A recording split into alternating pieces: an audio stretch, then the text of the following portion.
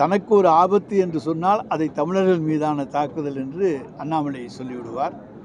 எங்களை பொறுத்த வரைக்கும் அவர் என்ன பேசினார் இந்தியில் என்பது யாருக்குமே அங்கேயும் புரியவில்லை, இங்கேயும் புரியவில்லை. பிரதமர் மோடி மீண்டும் 23 தமிழ்நாடு வர்றாரு. அடுத்தடுத்து பவன்ஷா வந்துட்டு அடுத்து மோடி வர்றாரு. கூட்டணி பலப்படுத்த விரும்புகிறாங்களா? உங்களுக்கு நெருக்கடி கொடுக்க முடியும்? எங்களுக்கு யாராலும் நெருக்கடி கொடுக்க முடியாது. அவர்கள் கூட்டணியை பலப்படுத்தவும் முடியாது. அவர்கள் கூட்டணி போக போக தேய்ந்து கொண்டு போகுமே தவிர வலுவாக ஆகுவதற்கான வாய்ப்புகள் தமிழ்நாட்டிலே குறைவு. எடப்பாடி பழனிசாமி இன்னும் 2-3 நாளில் கூட்டணி தொடர்ந்து கட்சிகள் வந்து கொண்டிருக்கோம். அவர் புதிய கட்சின்னா நிறைய கட்சி உருவாகுதில்ல, லெட்டர் பேட் கட்சி, அந்த கட்சியெல்லாம் வரும்னு சொல்கிறாரு. அதனால சொல்லியிருப்பார்.